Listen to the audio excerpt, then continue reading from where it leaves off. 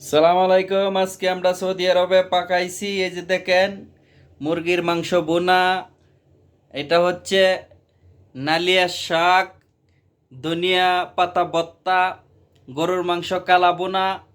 এই যে দেখতেছেন এইটা হচ্ছে বটবডি ভাজি, কেউ লুদ্দা বলে।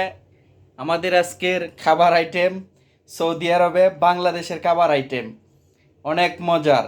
সাথেই থাকুন, দেখতে থাকুন। অনেক মজার মজার আজকে আমরা খাবার পাকাইছি সৌদি আরবে, বাংলাদেশের খাবার, অনেক মজার খাবার। যারা যারা পাকাইতে চান অবশ্যই প্রবাসী ভাইরা সকলেই পাকাবেন। বটবডি ভাজি বাংলাদেশের তরকারি, অনেকদিন পর খাইতেছি। এই যে দেখেন বটবডি ভাজি গুলা সেরকম হয়েছে। নালিয়া শাক, সৌদি আরবের নালিয়া শাক সৌদিরা খায় বা গেন্ডার মেশিনে জুস করিয়া তারা এইভাবে মুরগি দিয়ে পাকা। আর আমরা বাংলাদেশের নালিয়া শাক এভাবে কেউ পাকায় না, আমরা পাকাইছি। শুকনা মরিচ সেই রকম হয়েছে, শুকনা মরিচ দিয়া অনেক মজা, বলে বোঝানি মতো না, সেই রকম। যারা না খাইছেন অবশ্যই বুঝতেন না, সেরকম মজা হয়েছে। শুকনা মরিচ দিয়া নাইলে শাক, এই যে দেন আইটেম গুলা, তারপরে ধনিয়া পাতা।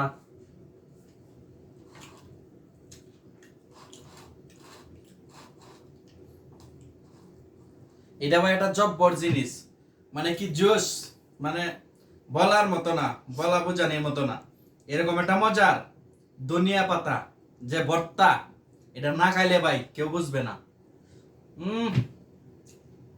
মুখ দিলে মনে হইতেছে আমি মুখ দিছি।